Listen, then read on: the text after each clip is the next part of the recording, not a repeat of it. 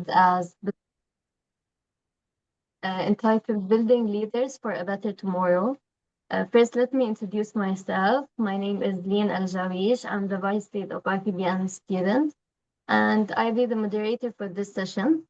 This mentorship session is a collaboration between IVPN student and the GMU IVPN student club.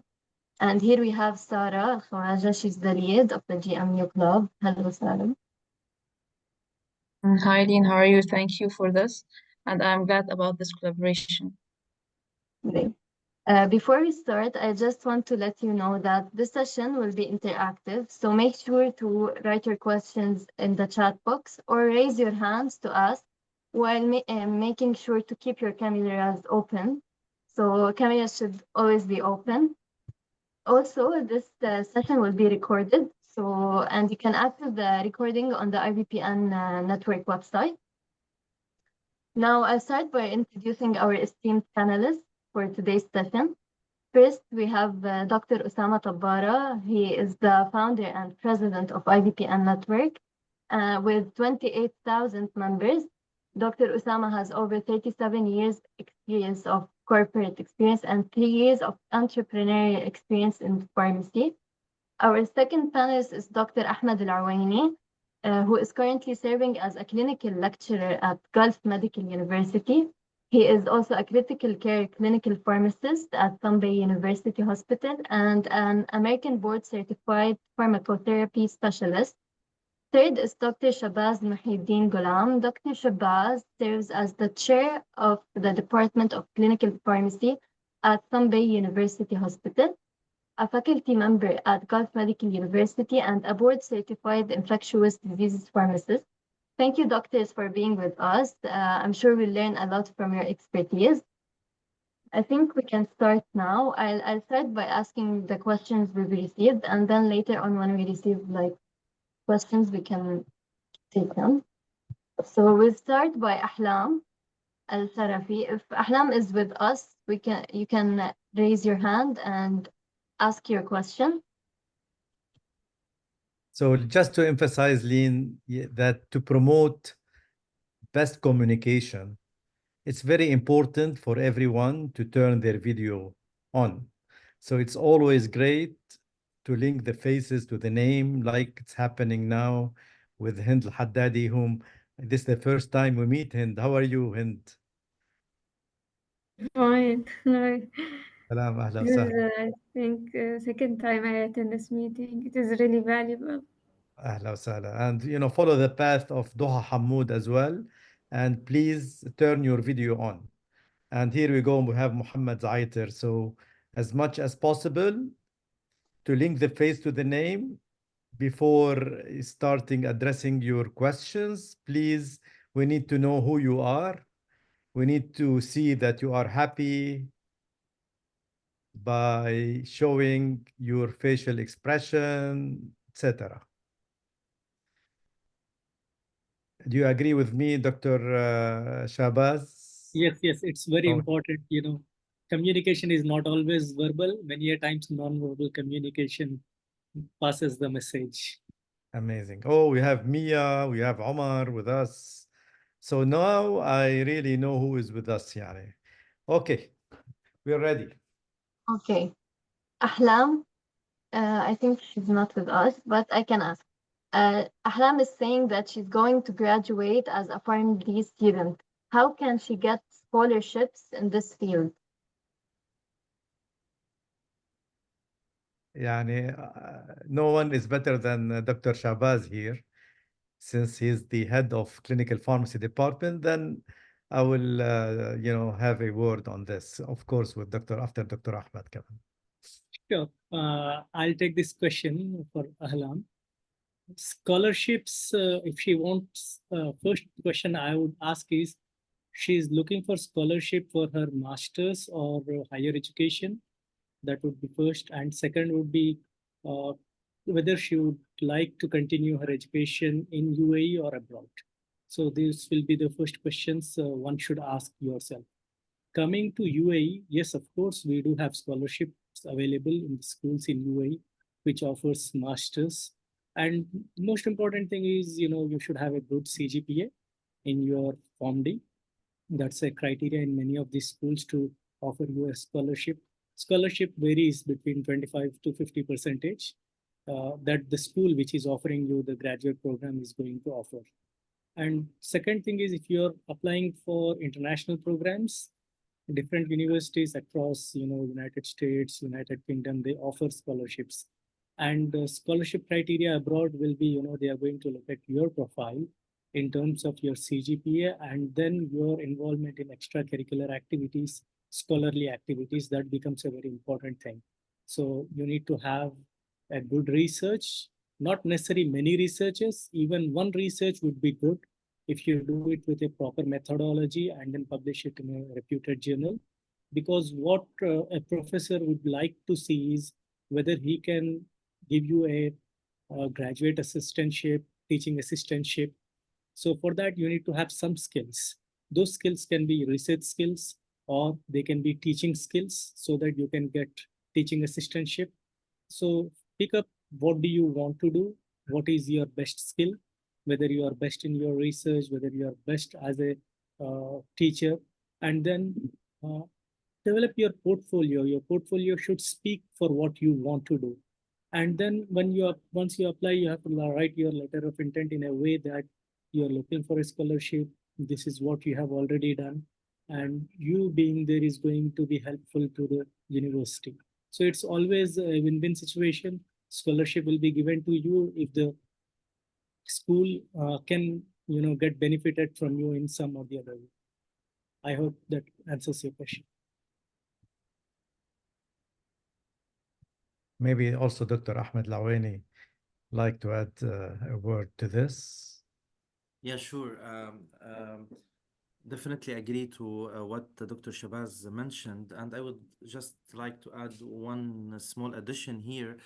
When you want to apply, in case you want to take the path to go abroad, UK, Europe, US, Canada, there are also some foundations like Said Foundations, many reputable, well established, with long history of helping students in need. There are certain organizations that can send students for masters abroad and help them with a scholarship.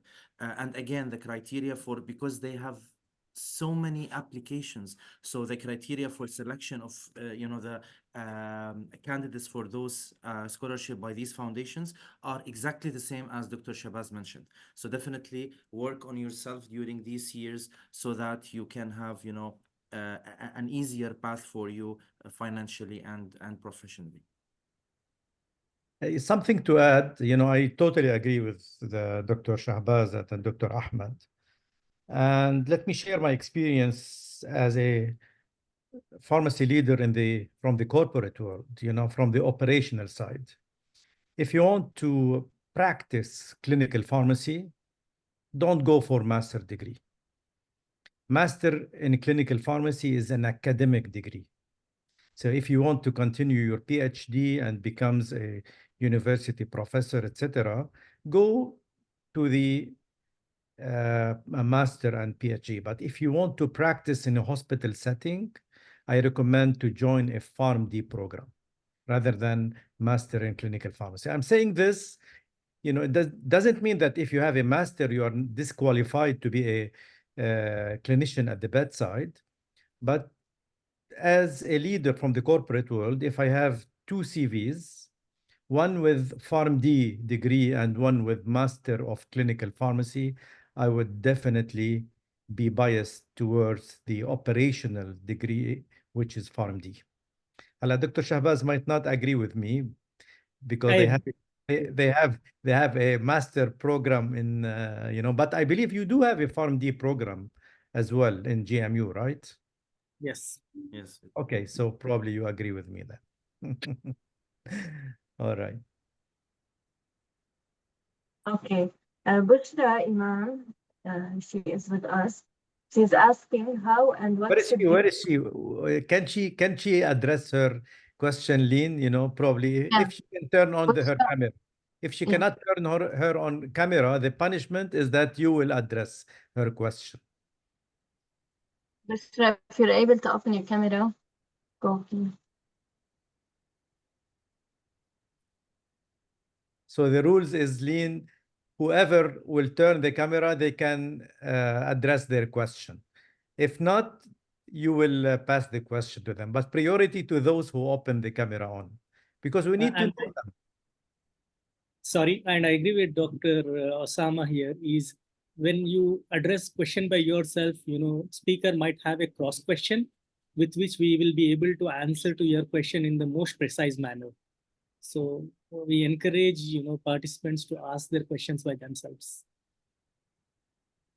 Plus, I come often, I visit different part of the world. If you open your camera and if the path cross, I might know you, know who you are from this session.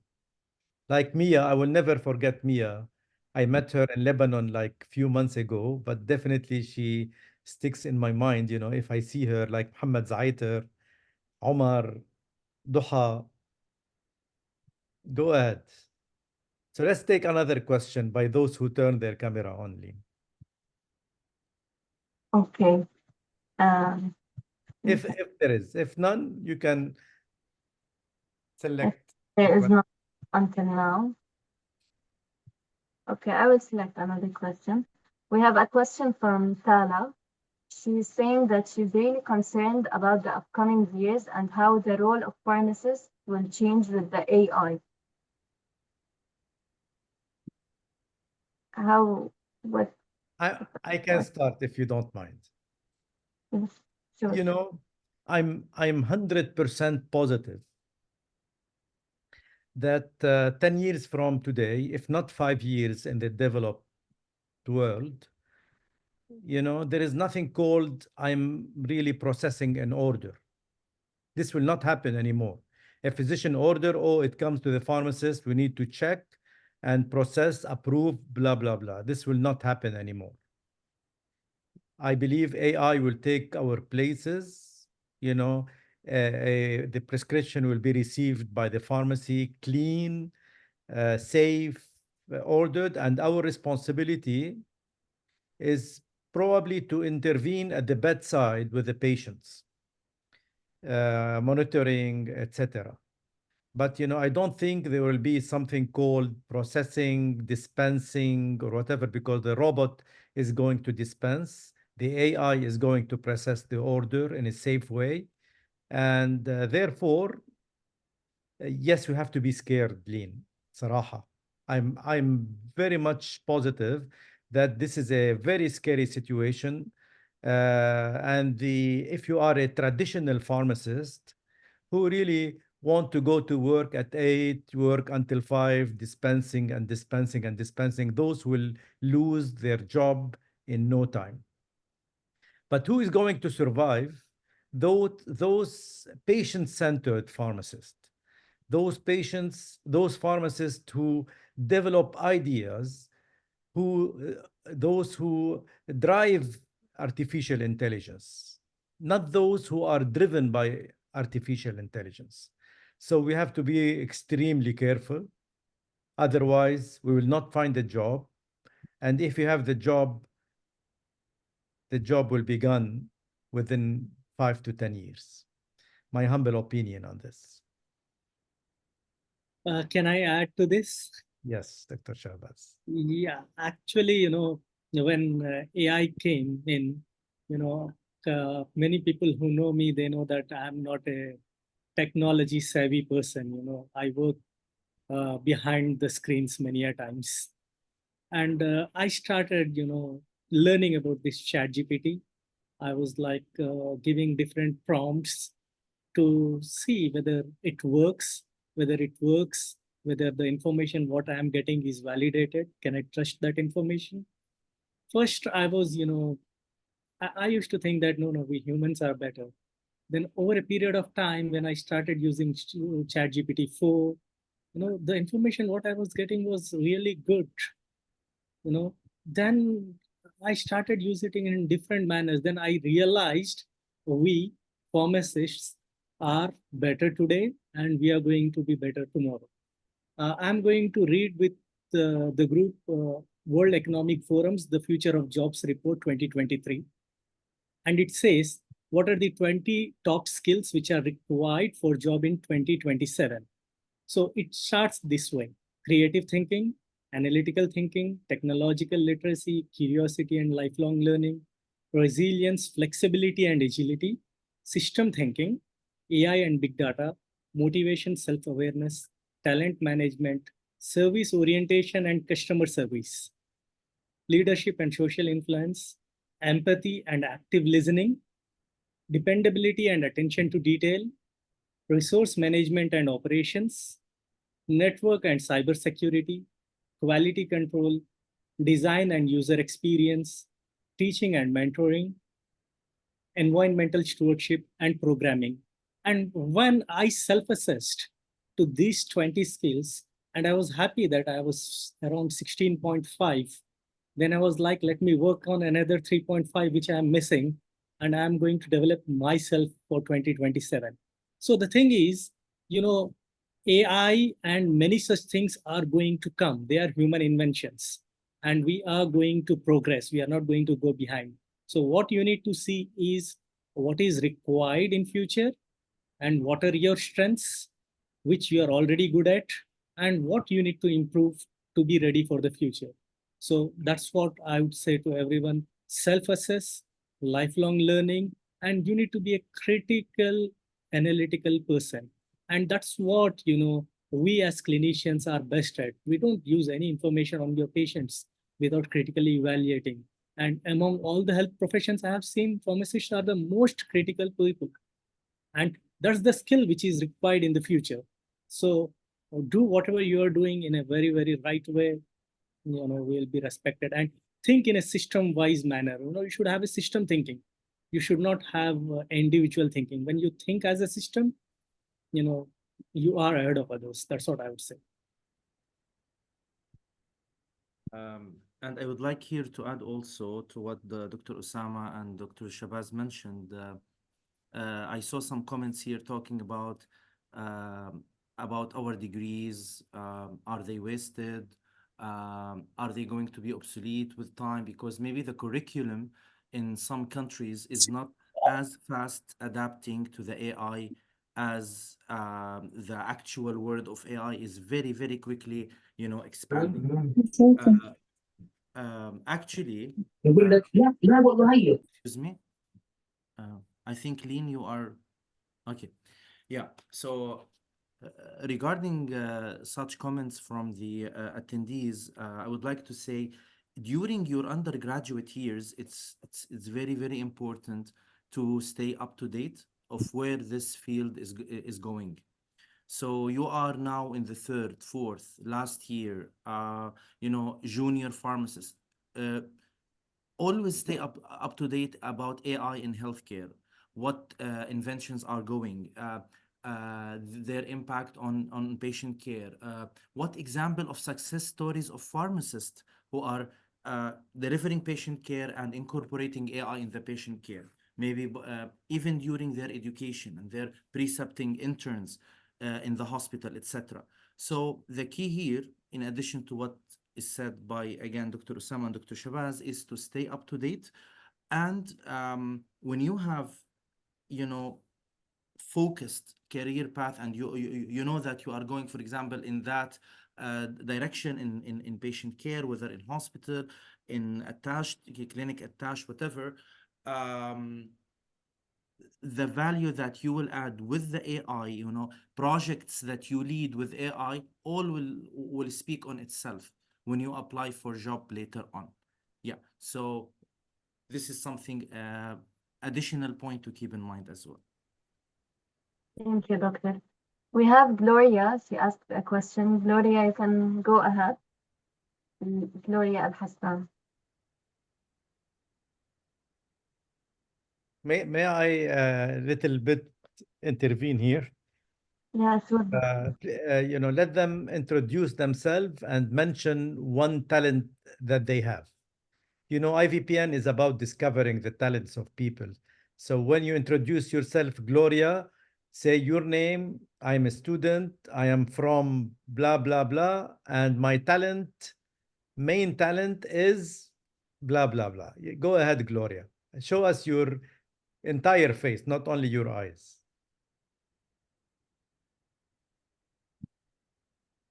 Hello, Gloria. You are muted. Oh, okay. Sorry. So sorry. My baby is sleeping in my back. So that's why so sorry about that. No problem. My name is Gloria. I'm speaking from Turkey, Istanbul.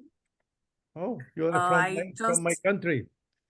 oh, I am from mashallah, Jan. which part of Istanbul? Oh, I stay in Esenyurt. Yes, Senor, Jan. I am in Umraniye. Oh, mashallah, Jack. I'm old. I'm Alright. learning Turkish. Nasıl sınız? İyiyim hocam, iyiyim. Okay. Yes, hocam. I just graduated recently. I schooled in Cyprus. I'm a clinical pharmacist. Yes, I majored there. What's your main talent? Oh, as an academic researcher. Research. You know, Yes, what about a soft skill talent? I have one. You look like a musician. No, Okay. I'm more of an introvert, I know. All right. Okay. Yes, Oja, you know, pharmacists, their life is boring. So it's Oh, just I don't agree with you. Okay, go ahead. our life is boring. Yes, Oja. So Hojan, my main concern is I actually want to venture in opening a pharmacy. But as you already know, Hojan, I'm Yabanji. Okay, let me speak. I'm a foreigner, yeah.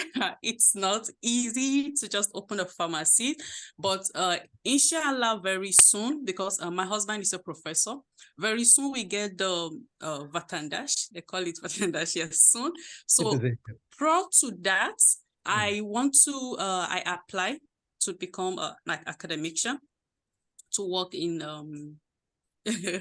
in a university.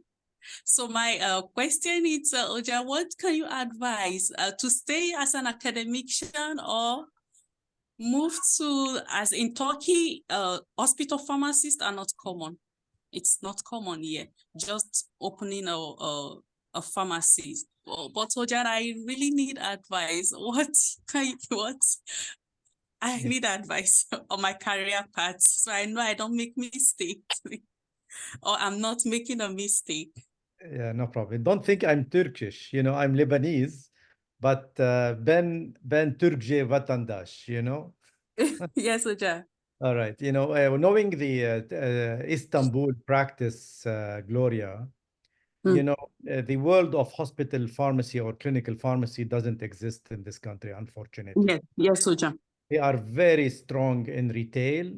They are very strong in pharma industry, but very poor in hospital or clinical pharmacy in general. So if your passion is teaching, you know, definitely go to a master degree if you love teaching and, you know, when you are a mother, for example, you don't want to dedicate your full time to the world of operation, which is very demanding. Therefore, I would advise you to join a master in pharmacy degree, probably at the Gulf Medical University, knowing the caliber there. So retail pharmacy is very demanding here in Istanbul. If you are into pharma industry, there is a brilliant future in this country for those who are really fan of industrial pharmacy. Ojan, my PhD is on clinical pharmacy. You know, go for education, go for okay, Ojan. Okay, Ojan, thank you so much. Such a pleasure. شكرا. Yes, Ojan. Thank you. We have another question from Mario. He's asking how to define my specific area of expertise and discover my talents as strengths and weaknesses. And Ahmed Awani will shine here. Thank you, Dr. Osama. So, I would ask where Mark is or Mario is in the study year. But generally, I have a rule that I always advise my mentees about it. See, you know, during your undergraduate year, which subjects you really loved, studying. So this is called the passion. You love this subject. When you study it, if they give you 10 more chapters, you will finish them in no time. So this is called passion. And then the second criteria, see which subject or which field or which path you have always you always come with ideas, ideas in the class. You ask brilliant questions. This is called creativity. So you have creativity in that field. And the third thing is look as ask the experts about which subject now is really the trend, for example, in pharmacy practice, in industry, biotechnology, etc. So when you do this equation and you rate your passion, your creativity, and what the industry now needs, what the market needs, you will end up with two or three options, and then, or maybe one or two options if you're lucky, and then you can select which field is really best for you. Very, mashallah, very focused and right to the point. I'm sure Dr. Shabazz, has a say on this before I have a word on this. Yeah. Dr. Osama is can offer many PhDs on this subject. Actually, he's the best on that. What I would advise is, you need to pay attention to experiential education part of your curriculum if you have rotations. Okay. During rotations is the best time where an individual, a student can identify their strengths, their weaknesses, their passion. Okay. And I would advise you to go for internships or happy rotations, whatever is possible in multiple domains. Don't stick to one area. Do it in industry, do it in community pharmacy, do it in hospital pharmacy, do it in clinical pharmacy, so that you get to know where you are making highest impact. That's going to give you the satisfaction. At the same time, it will also tell you, what you're good at, what are your weaknesses. See, weaknesses are with everyone, okay? But an intelligent person is the one who can identify their weaknesses. Knowing what you don't know is the best skill. If you know what you don't know, okay, that's the starting point of self-directed learning, lifelong learning. Okay, that's what I would advise, and I leave the floor to Dr. Osama. Very well said, Dr. Shahbaz and Dr. Ahmed. هو the journey of excellence starts by discovering talents or discovering your skills and discovering your qualities. Let me tell you something in a shortcut way. This can never happen without the presence of a mentor. Just simply 1 hour mentorship session with a really known mentor, they would help you identifying your skills and qualities. That's why we have established IVPN, by the way. IVPN is all about discovering the talents, the skills, and the qualities of people around us. So if you join IVPN, you are surrounded by mentors. And that's why we have this session today as well. So other way is really, as said by Dr. Shahbaz, join a shadowing program, for example, anywhere, in order to be closer to those mentors. Other way is internship. If not, go into a residency program. Therefore, really over a 1 year program, you can discover all your talents, your skills, your qualities, your weaknesses. There are, yes, we focus on strength. We start with the strength, but also it's very important to identify your weaknesses. And the best way to discover your weaknesses also is through a direct mentorship session. So mentor, mentor, mentor. Thank you, Doctor. Mia Sarraf, you can go ahead. Hello everyone. I'm sorry, but there's someone asking before me for a question on the chat box. No, you can go ahead. You can ask directly. Okay. So hello, yes, Rajaf. I'm studying into my first year of pharmacy school, and I'm from Lebanon. As for my talent, I love content creation so much, and I actually work in content creation and social media besides pharmacy school. We follow you So on I, Facebook, Mia. We thank already you, discovered your talents. thank you. So I have two questions. First of all, I do have an interest in clinical pharmacy and like proceeding toward a pharmacy program after finishing my bachelor. But in our program, the clinical rotations are in the last semester of the degree. And during my years of pharmacy school, I tried reaching out to people and to hospitals to try to do an independent internship or shadowing in hospital settings under a clinical pharmacist, but till now I don't have any response.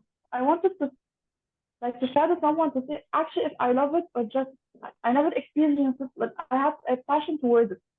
So do you have any advice how I can manage that? Well, I think Dr. Ahmed, he addressed it very well in his introduction, but, probably he can have a direct answer to you as well here. Yeah, sure. But I want to ask Mia if she, because the voice here was cutting a little bit, if she can just, I was trying to understand the question, but the voice was cutting. Can you please just Briefly, yeah. rephrase it very quickly? Sure. My question is, during my years of school of pharmacy, I tried to reach out to clinical pharmacists and hospitals, but didn't have the response to do a shadowing experience before my first year to see if I like it or not. Do you have any advice on how I can manage to do so? Yeah. So you were asking about you want to do shadowing, from your early year of pharmacy school. That's definitely something great and very smart step from you. And actually, maybe Dr. Shabazz knows this is also an area that we are actively developing in our program at Gulf Medical University in our PharmD to have yearly strong exposure in the hospital setting for our students. That's definitely engages, them from early years where they see from like 5 years from now, 6 years from now, they will be in the direct patient care at the bedside. So my advice to you here is talk with your school administration, maybe the dean, maybe the director of experiential education, those who are in the administrative, positions, and propose this idea. And I'm sure they will be happy to hear your input. That I really want to have an early exposure to the hospital or the clinical pharmacy field in order to know myself from now whether this will really suit me or not, or just to give me a taste of what they these hospital or clinical pharmacists are actually doing. And starting from this proposition, I think they will be interested to, start this collaboration with the hospitals where they actually sending their 5th or 6th year students too for doing their rotation. So maybe you will be the first one who will plant the seed in the curriculum, and then it will go from there. Okay, thank you so much.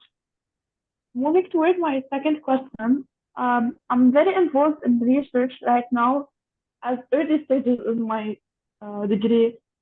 So I want to ask, does the research actually help in clinical pharmacy? Dr. Shahbaz, our master. You are muted, Dr. Shahbaz. Research is a very broad term, okay?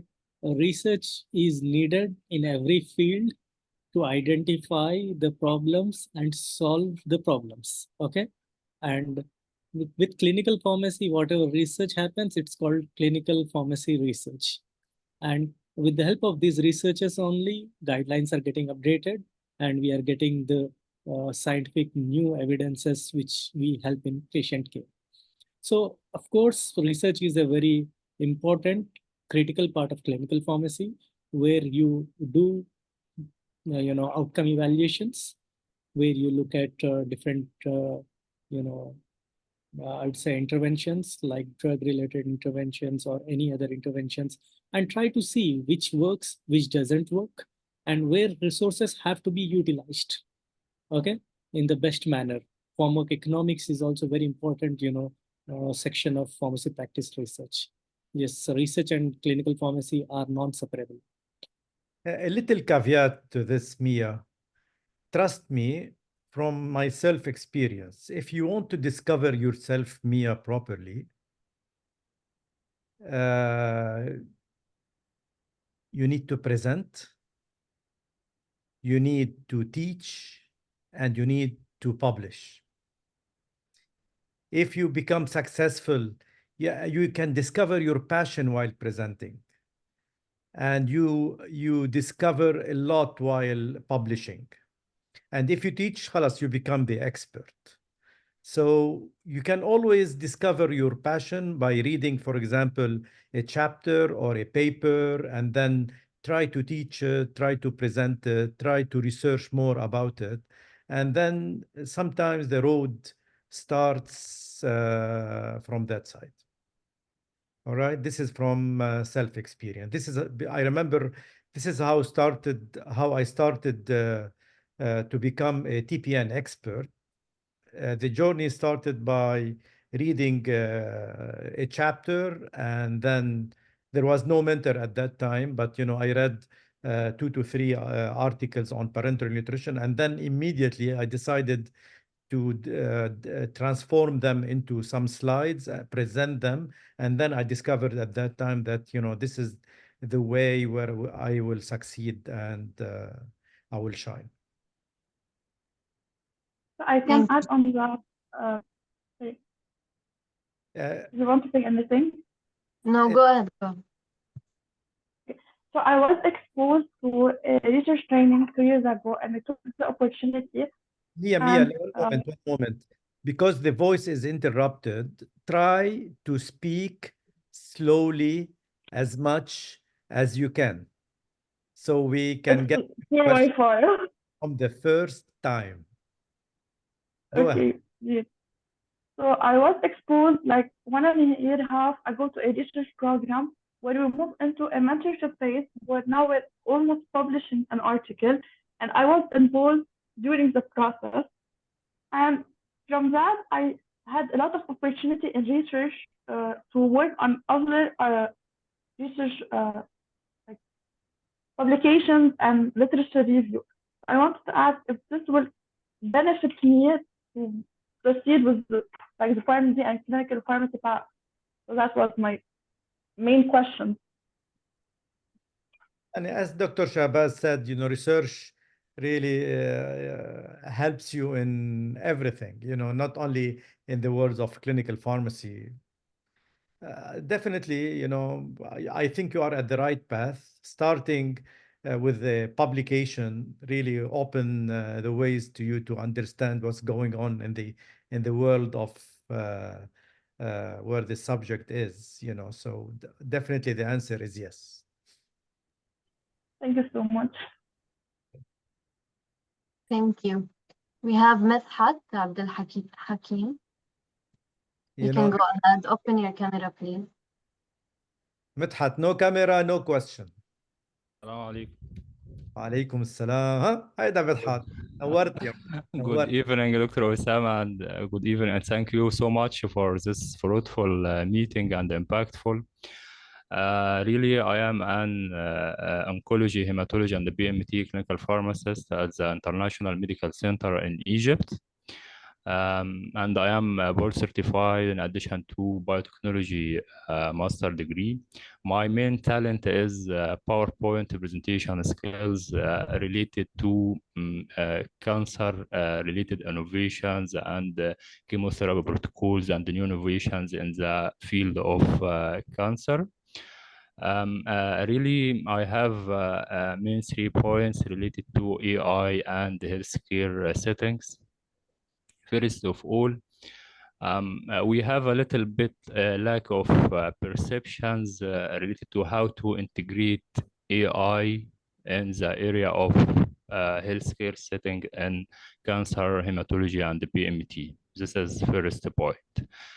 Second point is to which extent we can trust in the evidence created from AI different tools.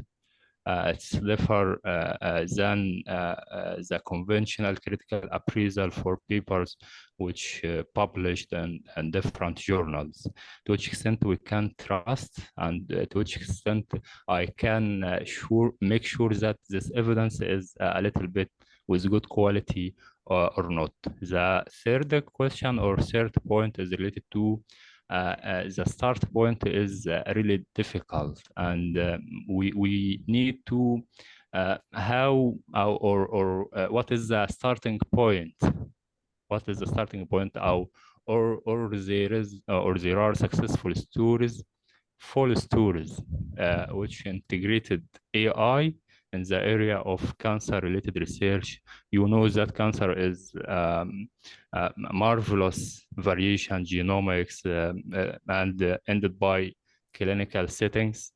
How can I integrate AI in this area of service? Thank you so much. Allah, those are tough questions, and requires a textbook, yeah, Madhat. Not in a mentorship session, but too difficult for me. I will leave it to Dr. Shahbaz and Dr. Ahmed. I would like to take a part of question, as Dr. Osama has said. It's really a tough question. But again, what I would say is AI, when it is used wisely, it's going to be of great help. If it is not used wisely, again, it's not going to help. Rather, it is going to take us backwards. So when I introduced, I think when I was answering the second question, I said my experience with the AI. So I see students using AI for their assignments. I started using AI. I was reluctant to use AI, but AI can be best used by someone of maybe, I would say, your generation and my generation rather than Sarah's generation. I'm sorry for that, because we have manually worked at every aspect of the skills critical evaluation. So AI should be taken as a first step to get summary, to get it, but we should never trust it fully. We should do our own research, and then we should see what can be, what cannot be used. In my experience, I have not found a single prompt where I use ChatGPT. It has given me 100% answer to which I can fully rely on. Okay. When I ask, hey, what you're giving is not up to date, I have read at least 3 more researchers which says this, then it completely changes its answer. Yeah. So then the first answer what I got was useless. When I gave a second prompt, the answer completely changed 360 degrees. Maybe if I give another prompt, the answer may change. So it is not a replacement of full comprehensive literature review. However, we can give, let us say I have a manuscript by Dr. Osama. I can just tell, can you please summarize this particular manuscript by Dr. Osama published in 2023, so that I can gain quick insights. However, that should be used as a starting point. Then we have to read by ourselves. That's what is my experience. I may not have answered your question fully. Thank you so much. Dr. Ahmed, I'm sure he has a comment on the evidence-based part of AI. تفضل يا أحمد. Yeah, thank you, Dr. Osama. Actually, AI definitely is, as we discussed about it, it's something integral now, whether we like it or not, in the education, in the practice, in doing our projects, etc. AI increases your efficiency. AI give you more time to do higher level thinking, higher level of quality projects, etc. Help relieve you from the basic technical things that you can rely on after, of course, checking and double validating.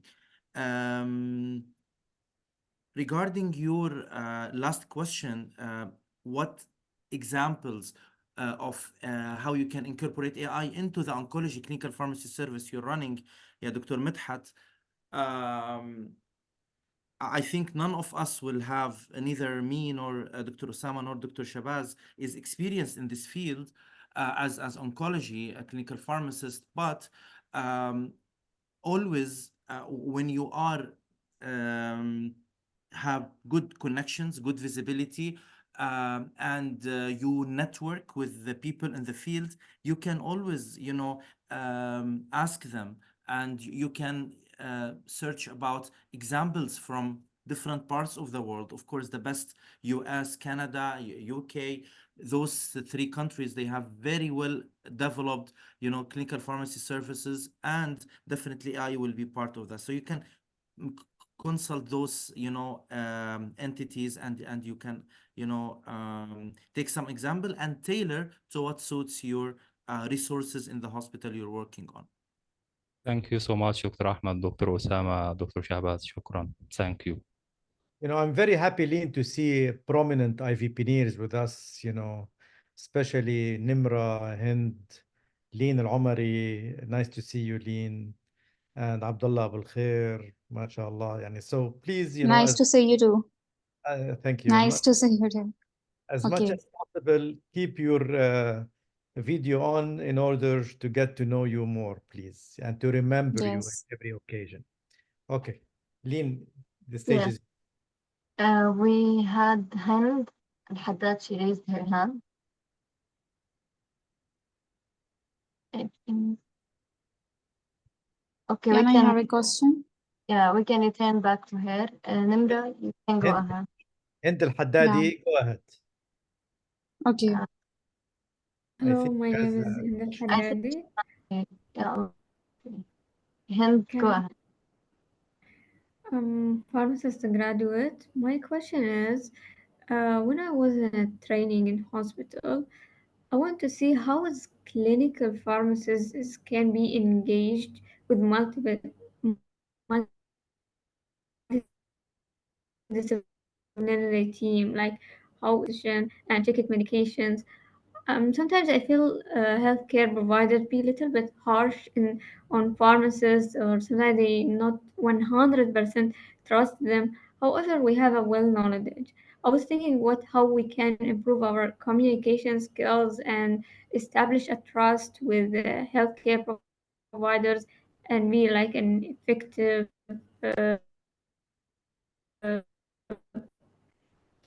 we have patients outcomes. So that's my question. since it is relevant to clinical pharmacy, I prefer that Dr. Shahbaz or Dr. Ahmed would answer directly your question. Let me rephrase the questions by Hind. Probably in a different world, in a rephrased way. How can we be a better version, better, strong clinical pharmacist who is integrated with various disciplines and to reflect the best image of a clinical pharmacist in a hospital setting? I know if I really, this is your relevant Yes, exactly, to the point, because doctor. for sometimes it was interrupted. That's why I'm trying to rephrase it. Ahmed, we Mm. want to be a better version of ourselves as a strong and competent clinical pharmacist. What do you suggest?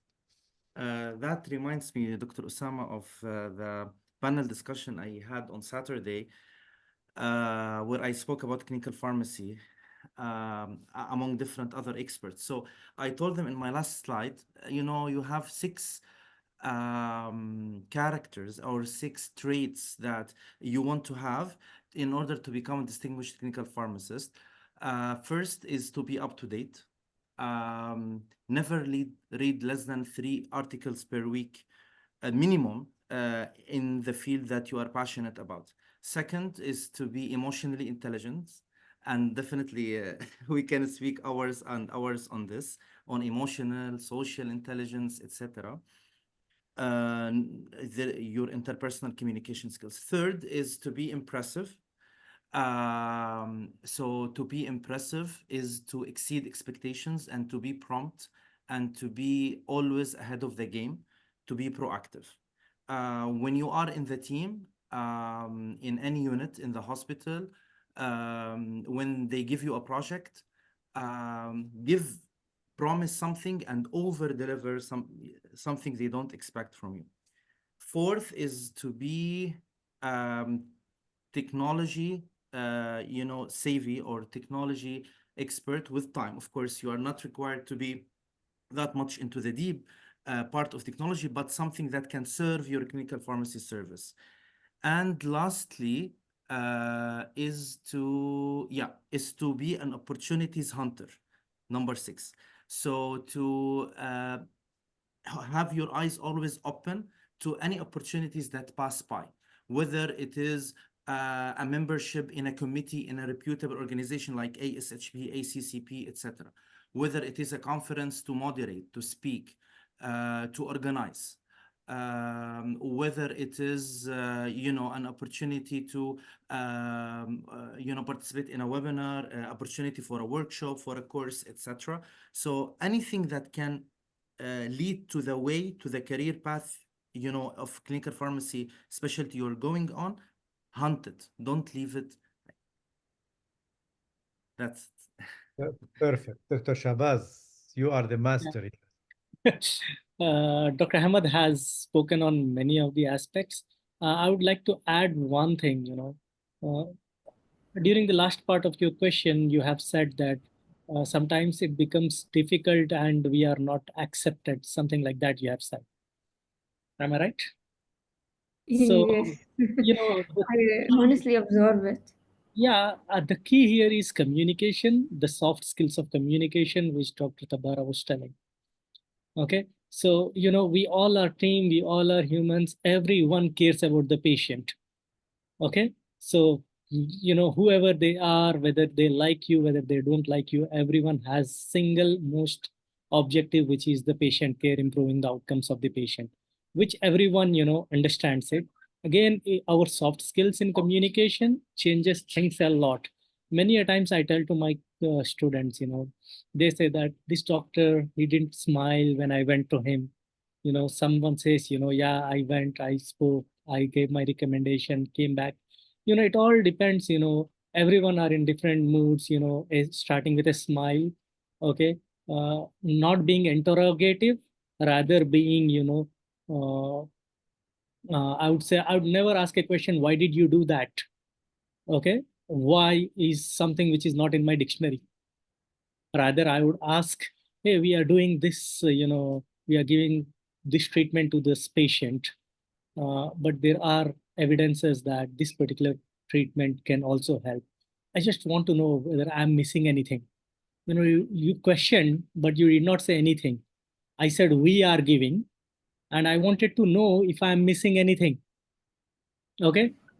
So with that communication, the other person thinks, hey, he's giving me a suggestion which is the best to be done in this particular case. Rather, I'm not paying attention to that. Okay, starts paying attention to that. And again, it's a trust which doesn't, it's never written, when I am a part of your team, if I join you, it is never written that Dr. Shahbaz has joined your team and he should be given respect. His, suggestions has to be taken. No, it is not written anywhere. First, you have to accept me. You should, trust me. You should know that whatever information I am giving is going to be, the best information you can fully rely on. That happens over time. With one or two, interventions. When you speak, when you give your notes about the patient, the other person automatically appreciates because the outcome is the same, improving the patient care. Okay, if we are going towards that, you will be respected. When I go to do my intervention, sometimes students say, hey, you just went, you came back, it was 2 minutes and you did all your interventions. I said, yeah, once I say, they don't question me. That's the trust I have developed with them over a period of time. They know that when I'm coming, I have looked at the intervention, I have looked at 2 different alternatives, I know what to do, which alternative. So when I give everything, and they are like, yeah, I think this is better, we go with that. Got it? So it happens with time, and again, communication is the key outs. Thank you, Dr. Shahbaz. Hind, very important question indeed, Wallah. And let me share my thoughts on top of the golden words by Dr. Ahmed and Dr. Shahbaz. Two more things, two more caveats to this. Number one is be patient-centered. The patient is the center of everything you do. Speak patience, sense patient, breathe patience. Every time you have an ask, a query, go to your leader and tell them, listen, because the patients need this and this, I want this and this. No leader would turn down a request if you say patient. So patient center, the patient is the center of everything you should do. The second one, the second trait is to be visible and accessible. So you need to be very visible in the team. You need to be the first who join the rounds. You cannot miss the round. Whenever they want you, they can access you. So be the most important member in the team. Be impressive. So visibility is extremely important. I've worked with so many clinical pharmacists in the past 20 years, probably more than 1,000. Majority of clinical pharmacists, they are absent sometimes in the round. They don't contribute.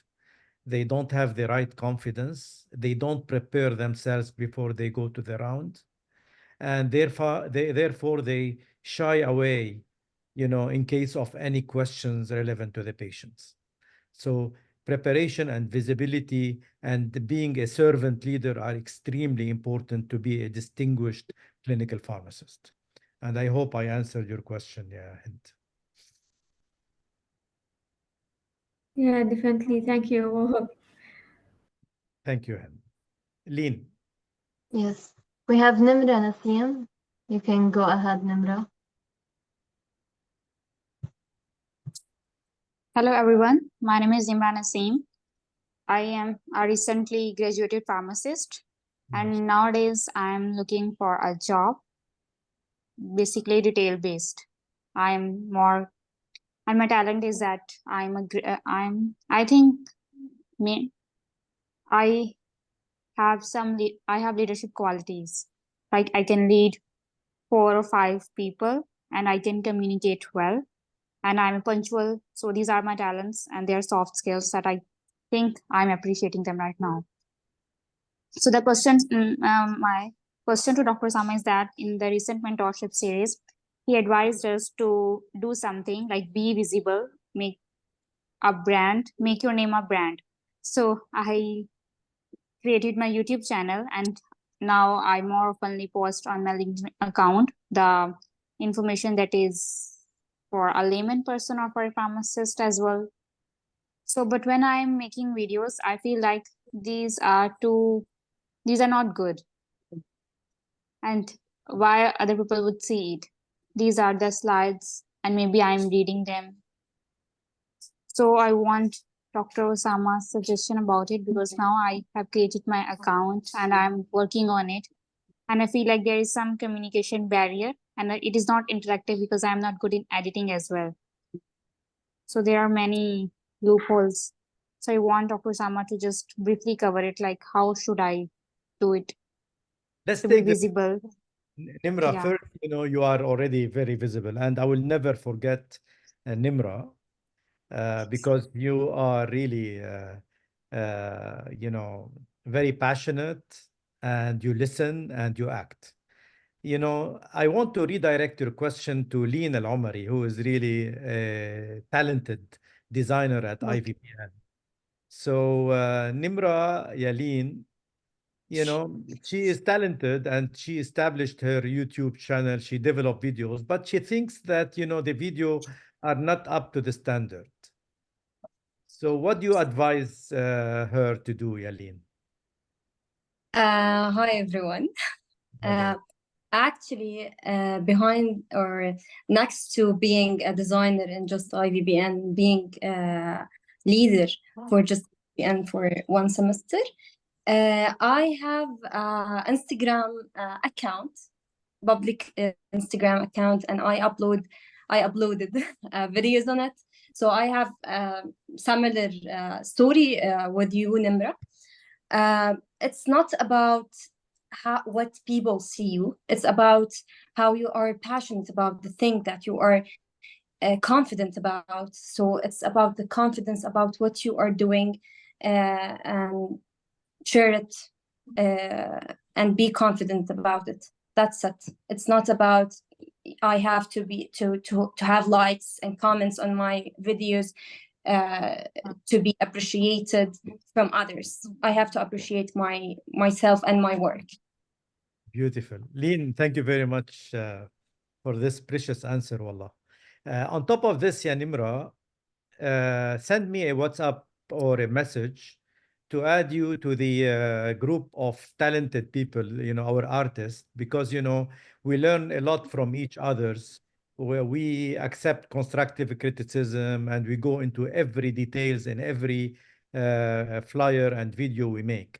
So Nimra, please shoot me a message and I will add you to the group. You will increase your level of exposure.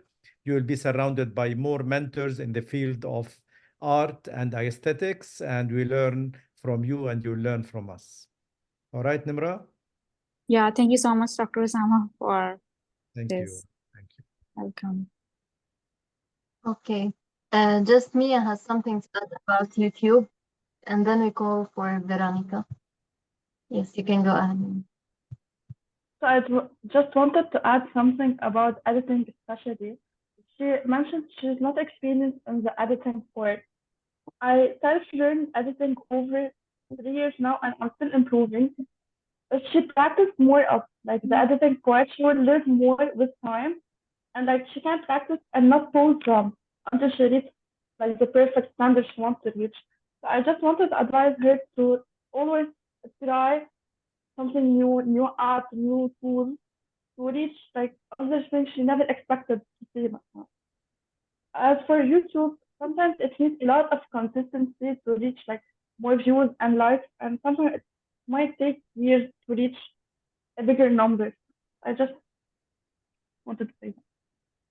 Thank you. Hi, dear. There is some voice interruption. If you can please write in the chat, then it will be very useful for me as well. Thank you so much for your time. Thank you, Mia. We can go for Veronica now.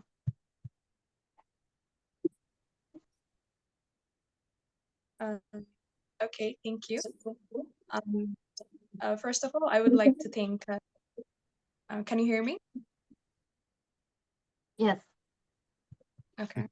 First, I would like to thank Dr. Osama for the recognition, because I was a IVPN Kahoot winner, and I really want to thank him publicly for the recognition given.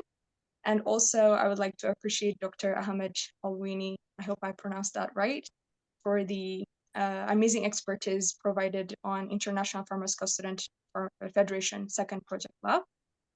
And so following that, I would like to ask various internship opportunities available in the UAE or several colleges in that country. Thank you. Veronica, where are you from? Oh, yeah, I'm from Ethiopia. Ethiopia. Yeah, Yeah, I remember. yeah, I'm from. And what's Oh, yeah. your major talent, Veronica? Okay, so my major talent is I love writing, and I also love to explore different things like analytical skills and the like. Yeah. And So I also love learning languages. You're going to compete a lot with ChatGPT then. Oh, wow. Okay. I will take that as a compliment. Excellent. I Yeah. think And I also love to learn languages too. I see. You know, Yeah. being a director of pharmacy in UAE for 14 years, you know, in Mhm. order to grant a or to join a shadowing program or like a month internship, I believe you should have a UAE residency first. Do you have a do you live in Ethiopia right now? Oh, yeah. Currently, I reside there. Yeah. I see. I'm Mhm. not really sure about the rules because I've been away for 4 years.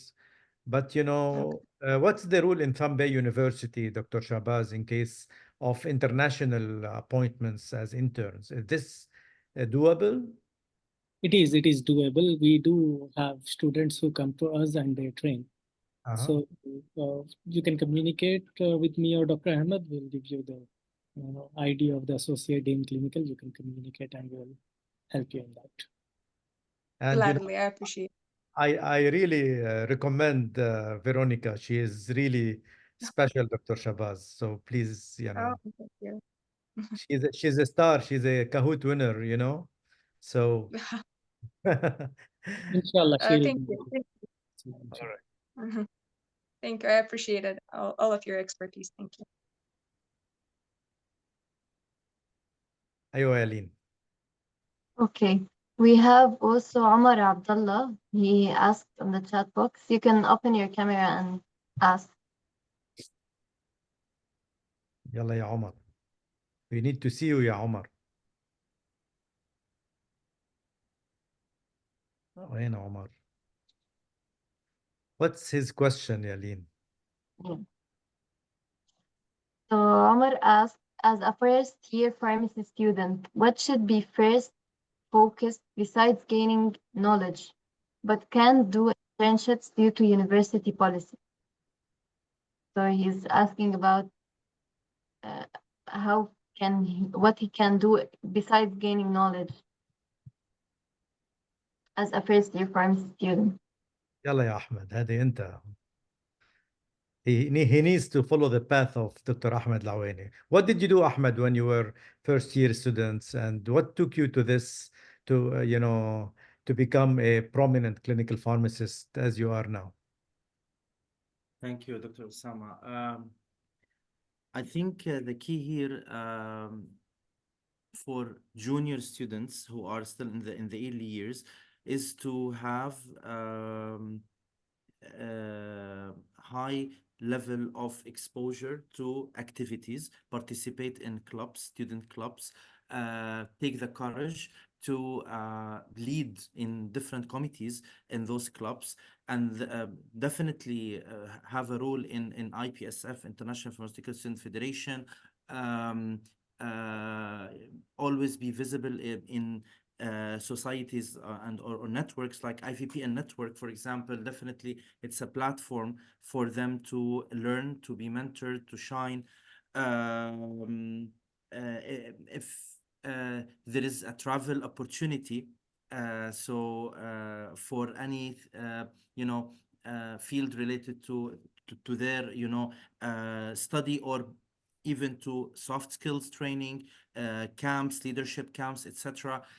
From the early years, you are building your portfolio, you are building your brand. So that definitely make your name distinguished. So when you graduate, you will find job in no time. And really, Dr. Osama, we all know Ahmed Al-Aqad, and I always give him as an example, or Miriam Stambuli, for example. So these two names, once they graduate, they found jobs and positions in very reputable companies. Although it usually, to join that company, it requires at least 4 to 5 years of experience.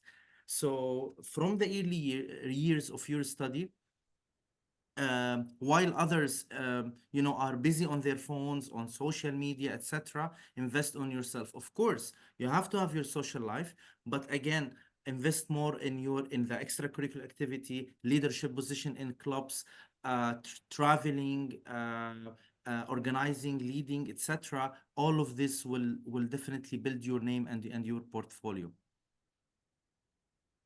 Thank you, sir. On top of what Dr. Ahmed said, I always advise the junior students to be very visible. Have an account on LinkedIn to get more exposure to what to how successful students and pharmacists or successful senior students or fresh graduates where they are, so you learn by exposure. During summers, join internship programs, go and shadow in retail setting, pharmaceutical industry setting, or whatever, so to get a high level of exposure and to build more passion. So you find yourself where is the specialty that you like at most, and this will facilitate your decision at a later stage to specialize, etc.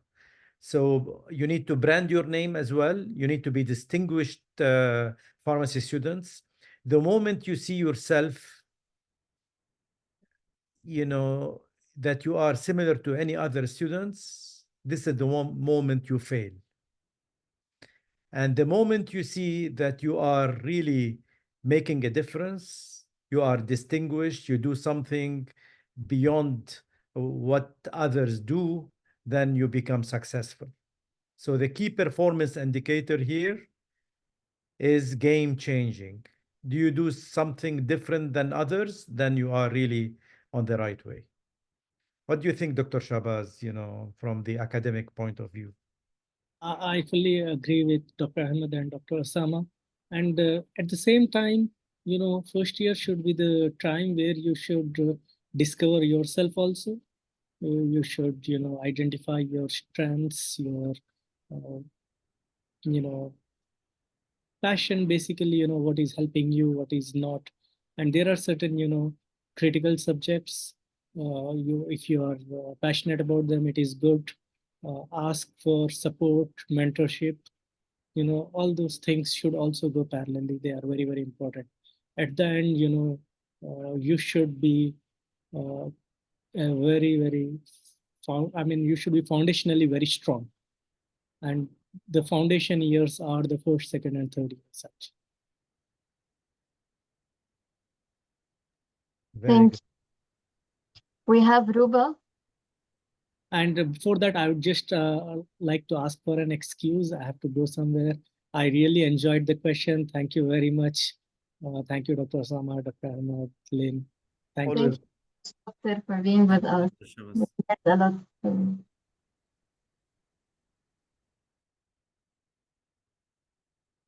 Okay, we have Ruba Bakir. You can go ahead. Hi, how are you?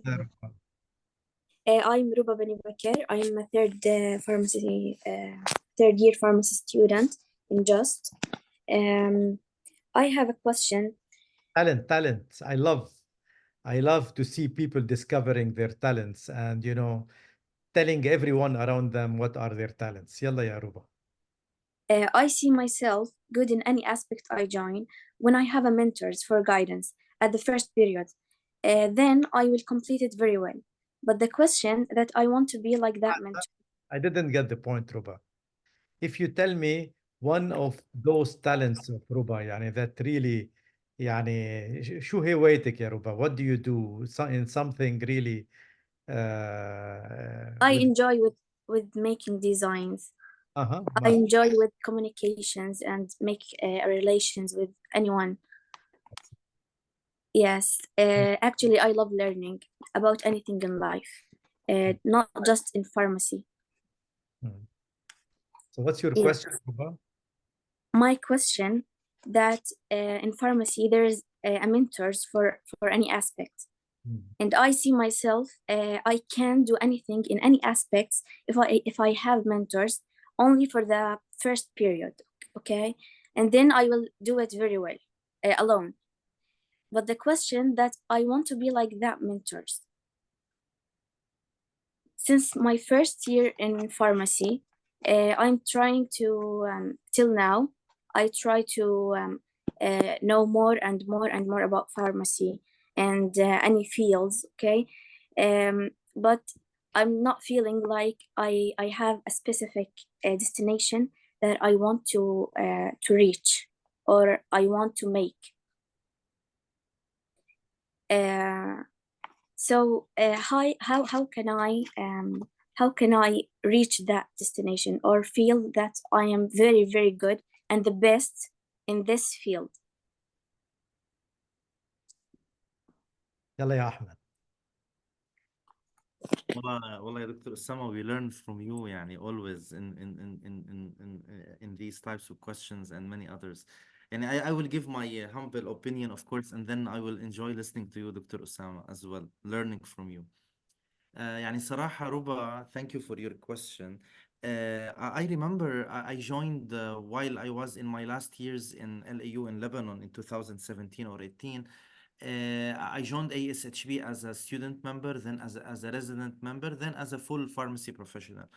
When I was a student, they have a mentorship program where they matched me with a mentor from Saudi Arabia, because they look at where you are located and they look at who is the pool of mentors available and they match you together. So that mentor was also specialized in clinical pharmacy, and I said that I want to reach my destination, become distinguished clinical pharmacist. And I live in the Middle East, and he lives in the Middle East. So his age was not far from me as well. So they matched us together. So really, I want to tell you something here. I heard from you one sentence. I want to be like that mentor. Just one advice, I also learned it from Dr. Osama. Don't copy anyone else in the life. You can take some positive traits from that person, but you will never be the same one. Because if you try to copy someone else exactly, you will fail. You will not have your own, path, your own, mix of traits. You can have a few traits from Dr. Osama, few traits from Dr. Ahmed, few traits from Dr. Shabazz, etc. You listen, you take advices, and then you have your own personality. You take whatever suits you and makes you comfortable. So you can say, I want to be successful like that person, okay? And you contact that person and you keep, learning from them. You have a scheduled, meetings, even if you meet every month, one hour, okay? That should be fine.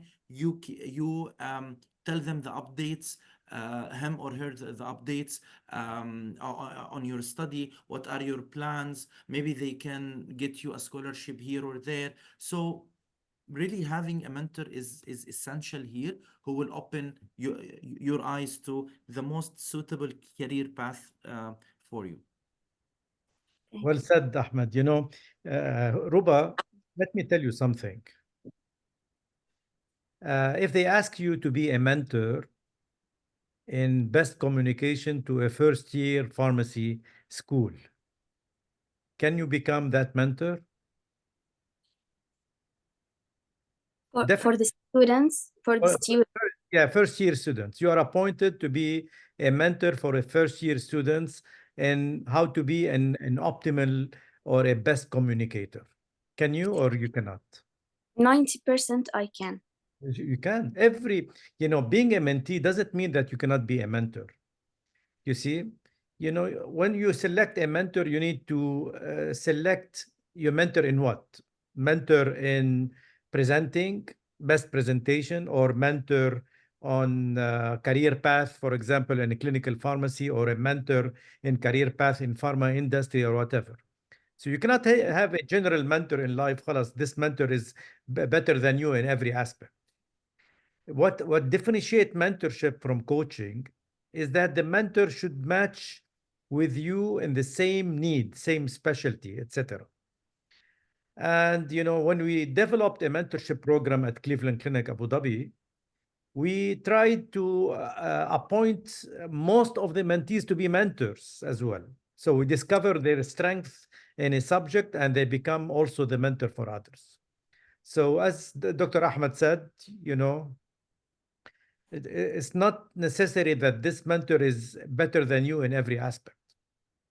Probably he can utilize his large experience in a particular aspect to make you a better version of yourself. At the same time, have the confidence that you are a mentor for high school students, you are a mentor for first and second year, and you are really making a difference in their life, etc. Don't hesitate to enter, to join teams, outreach programs, pharmacy students, activities. And my advice to you is really to contact Michelle. Michelle is a prominent pharmacy leader. She's about to graduate from pharmacy school, and I'm sure she has hundred of ideas for you to put you on the right path as a junior student and to become a much more senior student in the path. Michelle, can you establish connection with Ruba and guide her, please, Michelle? Sure. I think she actually has my WhatsApp number, so we can talk after the meeting. Excellent, excellent. All right. تفضلي لين. Lina Omari, you can go ahead. Hi everyone. I'm Lina Omari, fresh graduate. I was Form D student with high GPA.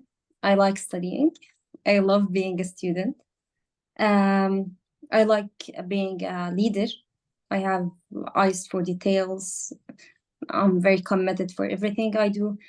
But actually, I don't see myself a Form D. I'm good at that. I like to communicate, but I don't find myself in that. Actually, I love medicinal chemistry, but I was far away of it because I have my internships at hospitals. So also I have a really very weak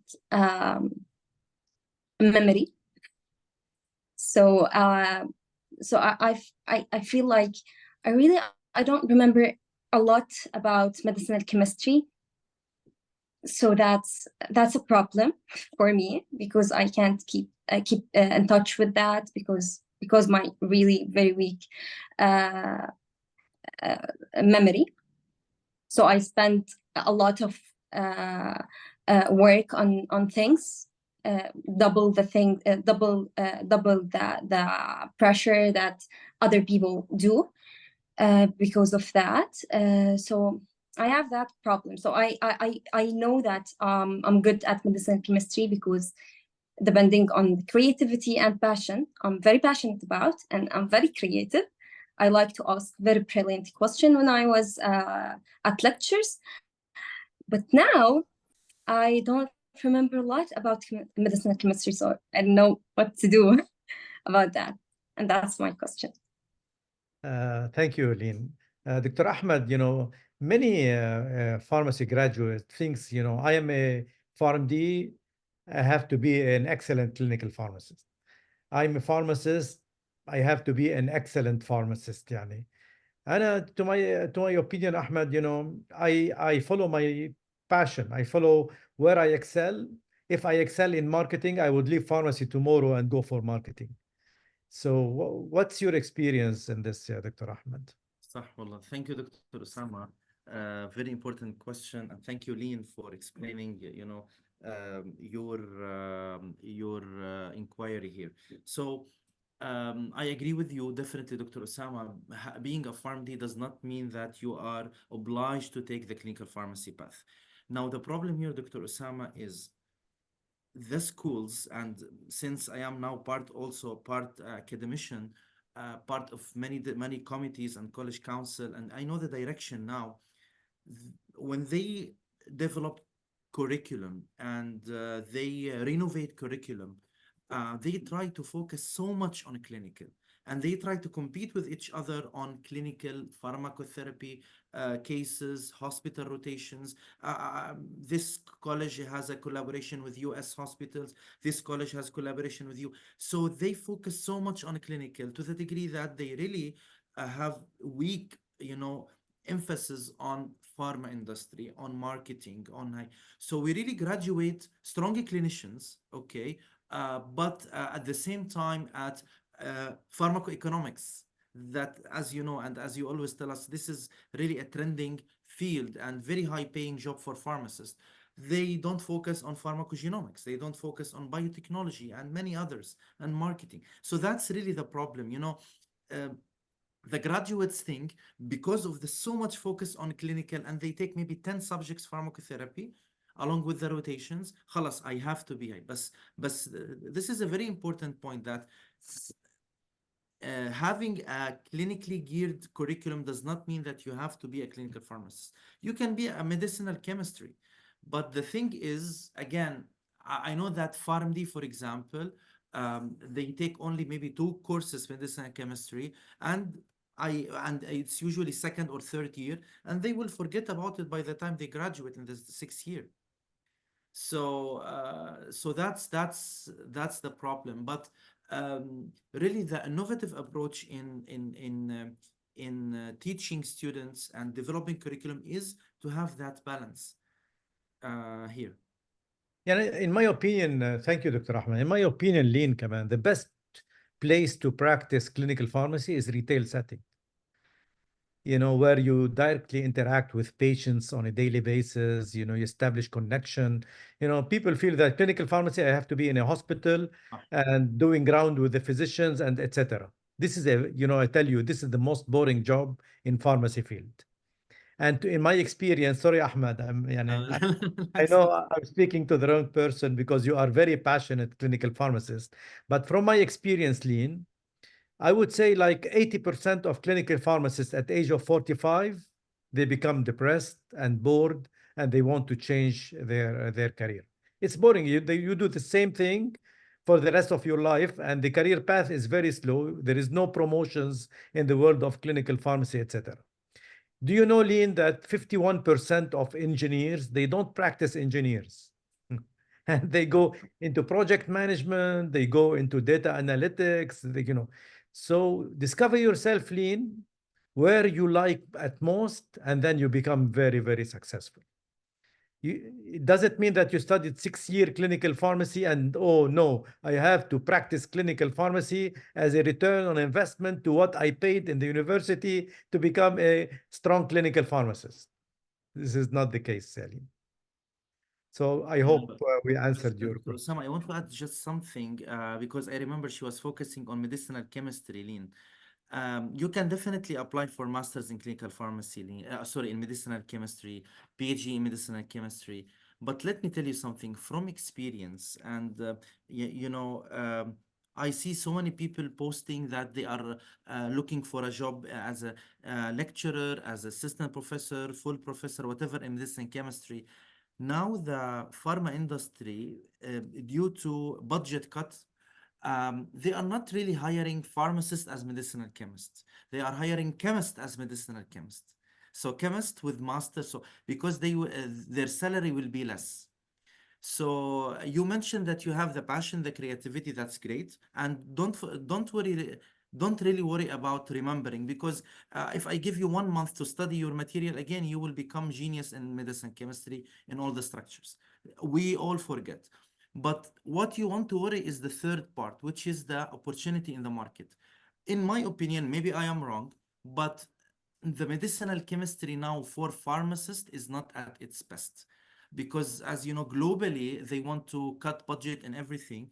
And this is one part where the industry, the manufacturers, they say, okay, if I can have the job done by a chemist who have graduated from chemistry 4 or 5 years, I will give him half the salary of a pharmacist, and they can do whatever I want.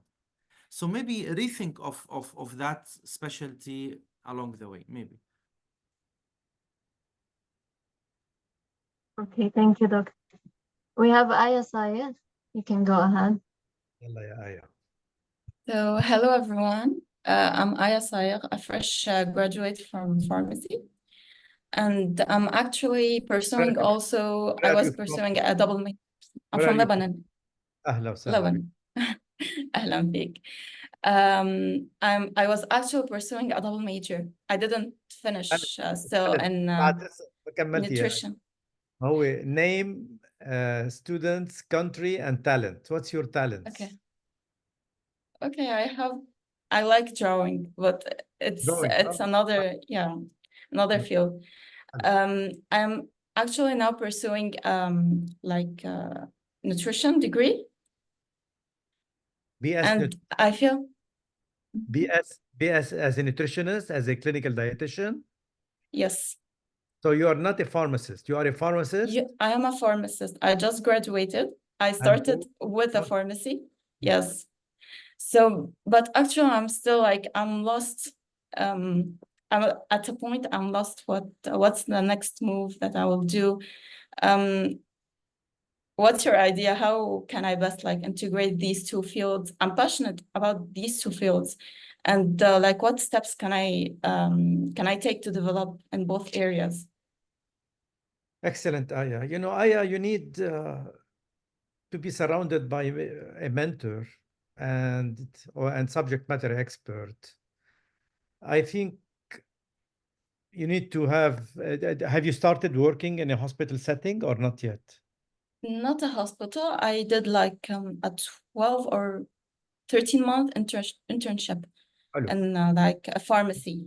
In a retail pharmacy. Yes. And your passion is nutrition as well, right? Both. I like integrate these two together. I think, yeah.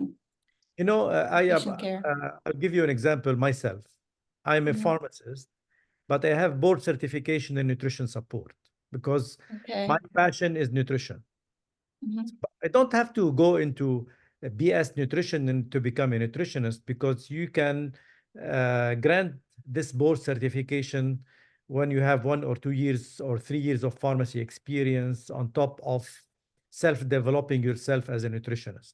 Because we pharmacists, we have the potential to understand nutrition based on our biochemistry studies and based on our practice, based on parenteral nutrition, etc. I don't advise you really to go into BS nutrition, but I'm actually pursuing. I still have like 1 year and I will finish. Inshallah, I advise you to graduate, inshallah, and to have a double major.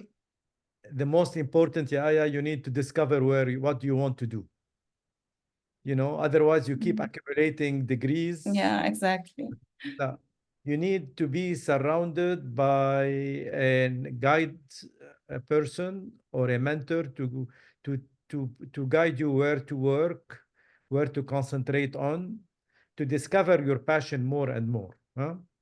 And if I ask you a question, are you more close to pharmacy or more close to nutrition? I think nutrition. You think? But I like both. I like integrating both. Which and patient care. university you graduated from? Which one? Pharmacy. I was in Ukraine, National University of Pharmacy. In Ukraine. مع ضحى يعني.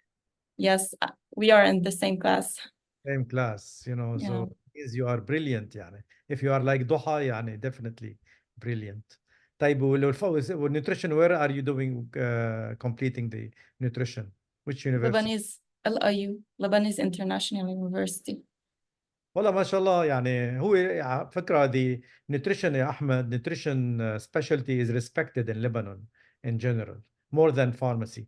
Unfortunately, 10 years back, pharmacy was more respected profession than nutrition, but nutrition now is more respected. So you need to discover yourself more. Yeah, you need to practice more in order to check where you fit in. ما هيك يا أحمد, what do you think? Yeah, absolutely. And definitely you are the expert, Dr. Osama, in combining pharmacy and the nutrition. But because if she loves them equally, then she can combine them and take your path, and she can become probably a nutrition support pharmacist.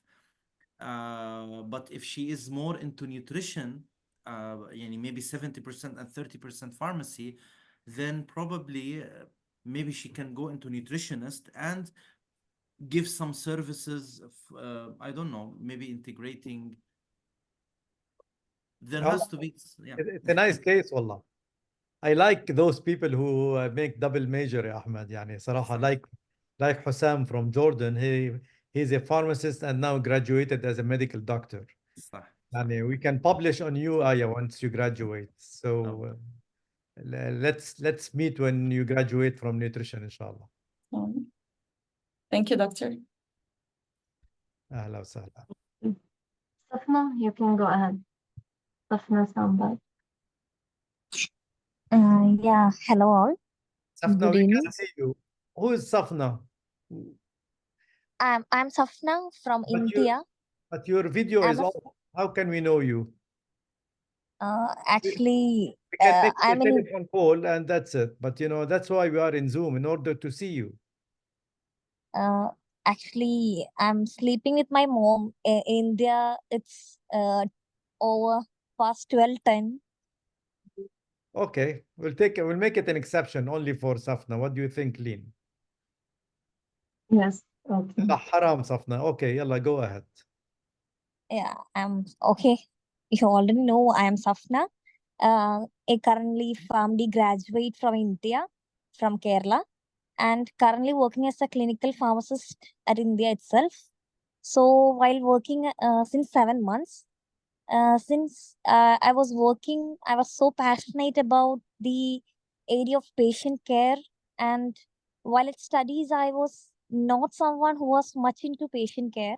While started working, I like to be with patients rather than finding of many of the errors and also into the adverse drug reactions like that everyone will look into. But I think I look more into the areas that which drug will when a drug is administering, I will look on to what the drug is actually causing in that patient. Is that relevant?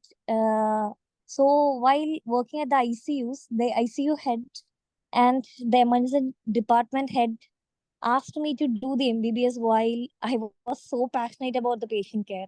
So I'm in a situation where I can't think what to do. That should I drop my career in as a clinical pharmacist? Should I continue with that, or do I want to shift to medicine? Dr. Ahmed, you are a critical care clinical pharmacist. Nobody can really advise Safna like you, yeah, Ahmed. She excels in patient care and she want to leave patient care. يعني ما ليش هيك يا أحمد? Why? That's definitely. I think we need to discuss more in detail, Safna, probably on the side, for this. Um, I tell you, ICU is not an easy environment to live in, to work in, to adapt to. Yani you have to have an agile, you have to have a strong persistence, and very high level of critical thinking. And this is something you develop with time. Some people really give up from the first few months on on this field. I tell you, if you have that passion for critical care and you go or or for patient care, and you go into the details of pharmacology, of the side effects, adverse effects, drug interaction, as you mentioned, maybe it's how you look into it and how you are adapting to the environment, to the team in the hospital. So I'm happy if you would like, Safna. Maybe we can speak more separately, not to take much time from this mentorship session, as this is more of general. But I can definitely, I'm happy to. I think Lean will leave our contact information with the participants so that they can reach out to us. So maybe you can discuss more one-to-one, Safna, and I'm happy to help you. Address the challenges you are facing. But definitely, this is a noble profession you are doing. So, inshallah, we will Yes, help sir. you to stay in Yes, that. sir. I know this is a noble profession, That's why I selected to be as a clinical pharmacist, since the clinical pharmacy is not so developed in India. I was not into being a doctor, never. I actually, my passion was not being as a doctor. So, but the ICU had asked me to do the MBBS. So everyone was in a wimp of shock that everyone asked me that the ICU head will never talk to anyone and will never leave a opinion on this. And I think I was so lucky to have that opinion that I kept on thinking of patients, whether the culture is out, whether they are receiving the right antibiotics, whether they're giving the at the right time. Actually, I would predict that in every case that this will happen. So if a patient is shifting from to actually, I have helped many patients without getting crash. So I think that's why they wanted me to be as a doctor right now. I don't know. No, I because this don't is know a how to. Safna, this is a very broad question, and we need to go into details of what you do, etc., to give you a proper answer. So let's take it offline, please, and establish connection with Dr. Ahmed. That's why we have this mentorship Yeah, session thank you, sir. in order to find probably a potential mentor for the future. And here we go. We have Dr. Ahmed with you. Okay, Lean. Yes, thank you. We have shared your contact info in the chat box. You can check them out. Lean Omar, do you have any questions? Okay. Okay. And I have a feeling that Sarah Al-Khawaja will ask you a question, and Muhammad Zaiter as well. ما بعرف هيك, just a feeling يعني.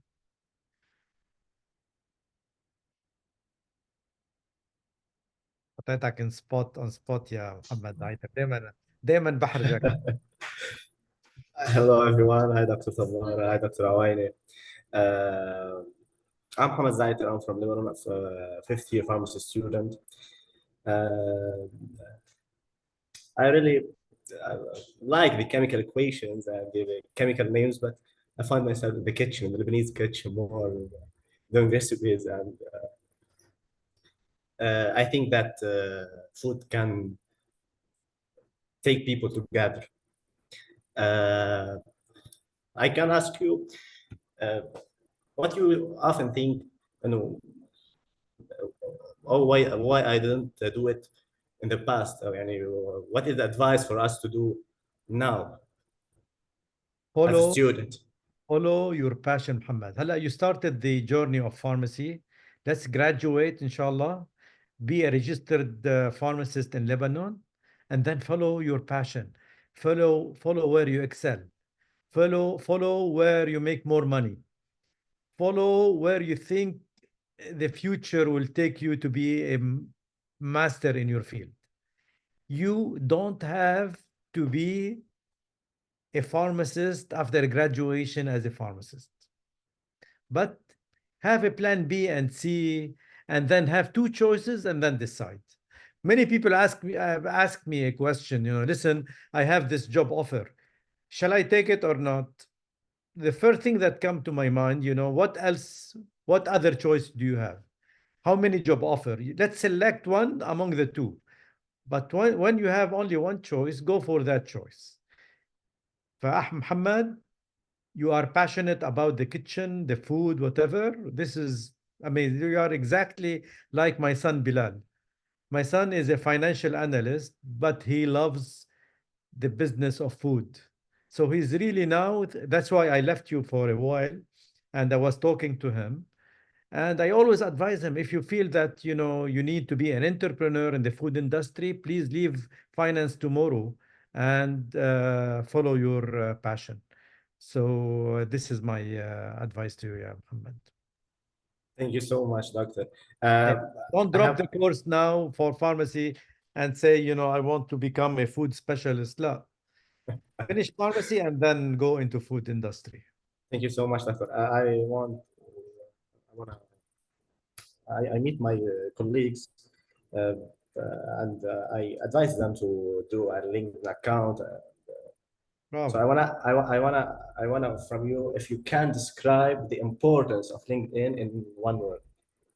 يعني كمان I tell you Muhammad, I always say it in various occasions that your father and mother gave you the name Muhammad Zaiter.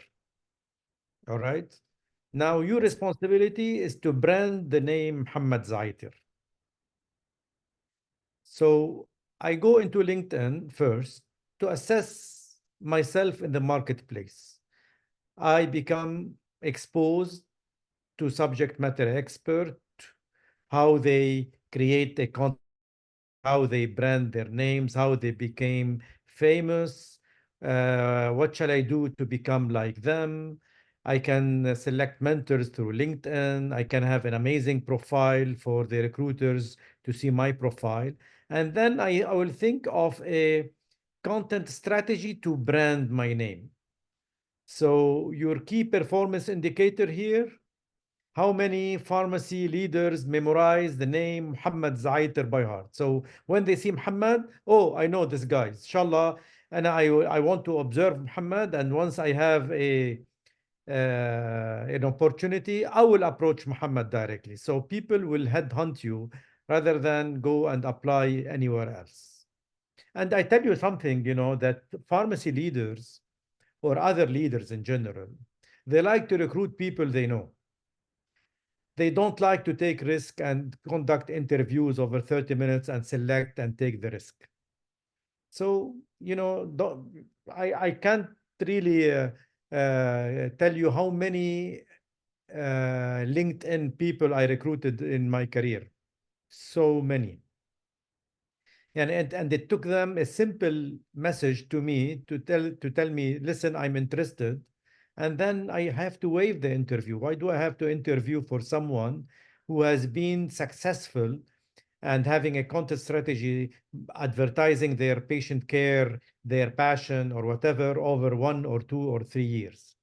So put a strategy, Muhammad, that after 3 years, I don't want to apply to any job. I want leaders to come to me and offer me the jobs. And, I tell you something that over the past 20 years, I never, ever submitted my CV to anywhere else. All the job I got were through headhunting. They send me, we want you, and you put your conditions, and then they recruit you. Rather than going into and applying to 100 jobs and wait for people to get back to you, turning down the offer, etc. So LinkedIn is exposure, is branding, is really, assessing yourself in the marketplace where you are. I hope I answered your question, Muhammad. Thank you so much, Doctor. I want best to advise Aya Saya. I think that Aya said she is a student of the Lebanese International University. Aya, you can join the LIU IVPN Student Club. Yeah, I'm sure. Okay, It's a student club that is related to IVPN network. Actually, so in much, Tier Dr. Sama. Thank you campus. so much. So I don't know if there's like here in this campus. Yes, you can. Okay. You can join. Yes. خلاص, you Thank have you a so mentor, much. Muhammad Zaiter Aya. Contact Muhammad and he will guide you through. And you have also Mia, you have Duha, several mentors around you that can guide you. Nobody is better than Mia and Muhammad, trust me. Okay. Thank you so Thank much, you. Doctor. Thank you. Okay. We have a question from Sarah. Yes. Thank you. So my name is Sarah Khwaiga. I'm studying in Gulf Medical University and I'm going for my last year. I have one question: how to manage your stress, how to manage your burnout? Because I really have a problem in these things. Yeah. أحمد يعني أنت سارة أكتر. I have a generic recommendations, but what is your say in Sarah's questions? والله الصراحة it's very important question, Dr. Osama, and and it applies to the students, whether early junior or senior, or even pharmacy professionals, or even senior professionals. So this burnout is really a problem. I remember in my residency, my colleague, my co-resident, she published on burnout among pharmacists in Lebanon by that time, 2020. It was the Corona time. Anyway, so basically, Sarah, briefly, how can you address and how can you prevent a burnout? Is really to first stay away from social media as much as possible. Limit the time you expose your eyes and your mind to the social media. I'm not saying LinkedIn, I'm saying social media, because social media, Instagram, TikTok, all of these are energy suckers. They distract you, they make you unfocused, and they make you unsatisfied with what you have. And then they consume from your time, and this time you spend on social media, you could have rested, your eyes could have relaxed, etc. The second thing is to have the balance between your study, your social life, but again your me time. I call it me time, time with myself, whether spiritually, religious time, anything that where you sit with yourself and you talk with yourself in a way that you assess where am I now, where I want to go, what things that I can improve on, etc. This self-talk, I really believe in, that relieve much of the pressure you have went through throughout the day, and definitely having a mentor, a friend whom you can vent to. Very well said والله دكتور أحمد. يعني صراحة nothing to add except emphasis on time management يا سارة. If you are able to set priorities in your life, useful priorities, then you are in. All right, thank you. Work-life balance, exercising, spiritual practicing, all of these will eliminate as long as you have a proper time management. Thank you, Dr. Ahmed and Dr. Osama. Thanks. Thank you. Thank you. We'll take the last two questions. We have Gloria. He wants to ask. You can go ahead. Lynn, you have also Muhammad Saud, one Gloria. Yes, right after him. Okay. Right Hello everyone. Assalamu alaikum, sir. I am fresh graduate of pharmacy, sir. I am from Pakistan. Okay. And sir, as today we all talk about mentorship and leadership, sir. So I want to ask about if someone lack confidence, what should he or she do? Knowledge is power, ya Muhammad. The best is really to have to build confidence in yourself is to have more exposure, more knowledge, more readings, more presence, more presenting, more publishing, more social involvement, more patient-centric activities. Of course, you will have issues with confidence if you sit in a room and just observing others what they do, but you don't take action. In order to build confidence, you need to fail, yeah, Muhammad, and then recover, fail and recover. So the most important, don't let the failure, affect you. That this is the end of the world. I failed. I lost the confidence. I cannot recover. So in order to have this resilience to recover from failure and keep going on, mentor again is very important to guide you on how to recover quickly from a failure, what to prevent from doing next time, where to concentrate on your future, how to identify your strengths, your skills and qualities, etc.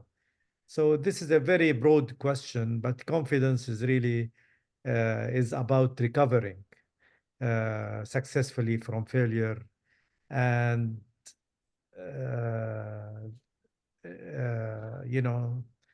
nothing worse than putting a failure in your mind and keep regretting yourself, why I did it, this will really kill the confidence in people.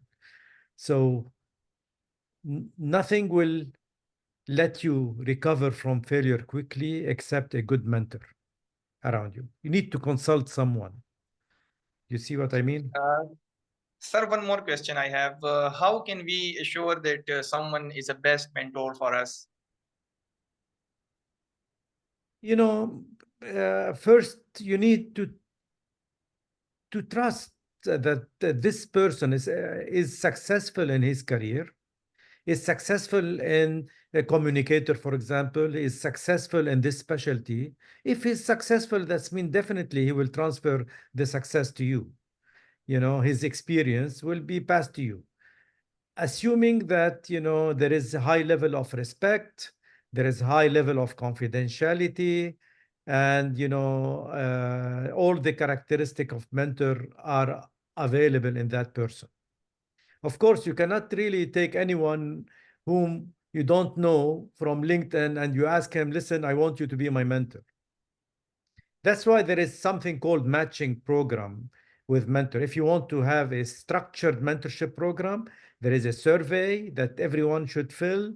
There is a background about the history, background about the specialty, how successful he is, and what the mentor or the mentee wants exactly. We match together and we assign you a mentor. And this is also not mandatory to tell you, oh, listen, Muhammad, this is your mentor. There should be kind of compatibility in personality as well. You need to love that person in order to accept him as a mentor, because the mentor might tell you, listen, you have this weakness 1 and 2 and 3, and then you have to accept it as is. You cannot really here defeat yourself and say, no, this mentor is wrong or whatever.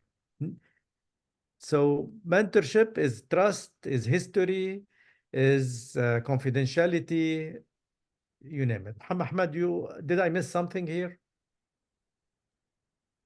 No, والله دكتور أسامة, you said it very well. يعني I have nothing more to add. والله ما شاء الله. That's it. Exactly. Okay. Thank you, Muhammad. Thank you for the nice Thank you. question. Hey, Aline. Who's next, Lean? Gloria. Gloria, you can go ahead. Yalla, ya Uh, Gloria. Okay, I'm Gloria, as I introduced before. I'm in Nigeria. I'm speaking from Istanbul. I want to ask about research. As an academician, how it's difficult for me to create a team, to find good teams to work with. And it's been challenging. I don't know if I can get advice on how to go about that. Because as an academician, for you to add value to the academic world, you have to publish. You have to be very good in research. I have I have so much interest in research. I have ideas, but I don't have a team. Yeah, Dr. Ahmed, Gloria is an asset, it seems like. She has a passion in research, but she can't find a team, to contribute to. What's your advice, Dr. Ahmed? Thank you, Dr. Osama. I have two advices here. One advice is really to register in IVPN research listserv. And Gloria, in IVPN research listserv, it's a very dynamic listserv where there are more than, if I'm not mistaken, more than 2,500 members. I'm not saying that all these 2,500 are researchers, but at least you will have 20 to 30% of them who at least published once, and they are in the academic slash clinical field. So once you register to this listserv, Gloria, you can write, to the lead of this listserv, Dr. Nagam Shiblaq, or maybe you can even, reach out to her on LinkedIn or through email and tell her, I'm interested to form a research team and I have a research idea. And Dr. Nagam will definitely help you in disseminating your idea. And she can send an email to which will be read by promptly by more than 3,000 member in that listserv. And you never know, maybe you can form a team from that. If you form 2 to 3 researchers from different countries, you can develop a multinational study.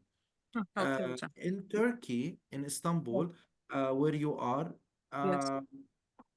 probably, or maybe later, inshallah, hopefully, we pray that you will get a job in the academia, etc., in one of the universities there, and Yes. there you can proceed with this. But meanwhile, maybe you can open the website of these universities and Okay. check the research interests of the professors in the colleges of pharmacy in Turkey, or and then you can, establish connection with them. Probably you can meet them in person, and you never know if they have a research that they want someone like you qualified in that area. Maybe you can collaborate with them. Dr. Ahmed, I suggest if I am Gloria, Yes, sir. I would really, through my LinkedIn account, Okay. put a post that, listen, this is my background, this is me.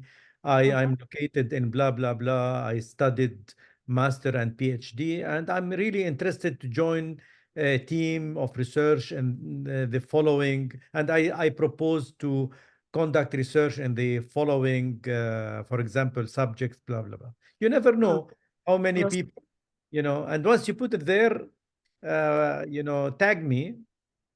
So when I like and forward, it will reach out to 40,000 people. So you never know. But you need to take an action, yeah, Gloria, We do that. You Thank you have so. do you have LinkedIn account? Yes, Oja, I have. I have you Are as. you connected to me? Yes, Oja, I'm connected to you. Allahu Akbar, Ahmed, and this is inshallah the right path, yeah, Ahmed. Yeah, Gloria, go ahead. I will wait for your first post on LinkedIn.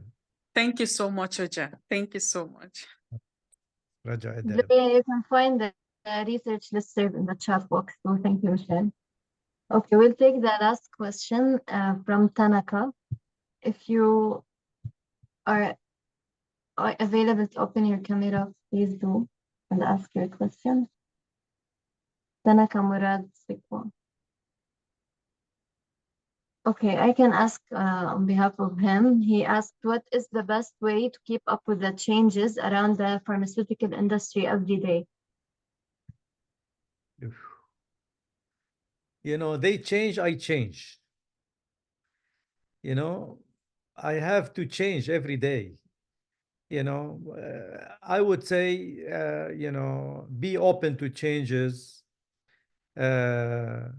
Don't be a traditional person who really sticks to certain practice and don't deviate from that practice. Keep reading, keep attending international conferences, local conferences, webinars. Increase the level of exposure in pharmacy field to various aspects. So yes, the profession is evolving. Our profession is changing, and what remains are those people who really ready to adapt to the changes and ready to fit in an environment of change. دكتور أحمد يعني صراحة يعني there is no limit on what we can say here, Any advice on changing Totally, Dr. environments? Osama, I agree with you. Yeah, it's as you mentioned, yani, you have always to be up to date. You have to, um, you know, as they say, change is the only constant. So you really have to always be happy and be, ready to adopt changes. And that happens when you continuously keep yourself updated. Um, um, take for example, micro credentials, certificates in new fields, which help you when that field or when that update in that specific pharma industry becomes, you know, a must, you are already ready for that change. So you always anticipate, you read the future. يعني Dr. Ahmed, let's take an example of Corona. You know, Corona has teach us or has taught us, you know, to change. You know, many initiatives that were not really on our agenda for a change, all of a sudden we were obliged to change. So don't wait for the next crisis in order to, you know, to change. Be proactive, be ahead of the game, and nothing is impossible. You have to believe that nothing is impossible. If I have an idea in mind that is really a game-changing ideas or a crazy idea, go and try to act on it and do it before we oblige you to do it. So this is my say on this. Thank you. I believe we've covered most of the questions. Thank you, Dr. Osama and Dr. Ahmad, for your valuable time and insights. Personally, I've learned a lot during this session, and I'm confident that everyone did here. Also, I highly appreciate everyone's presence. See you in our next sessions, hopefully. Lynn, we thank you for the amazing moderation. And also I give credit to Michelle for her influential and servant leadership. Michelle, you've built so many leaders around you. I congratulate you for that. And thank you for arranging this second session on mentorship. I personally learned a lot from your questions as well. And thank you, Dr. Ahmed, for your presence. You always enrich us with your amazing level of knowledge and practice more and more. Yeah. Thank you, Dr. Osama. It's always an honor to be here and serve this new generation, inshallah. Thank you so much for the opportunity. Thank you and good night. Thank you. Good night.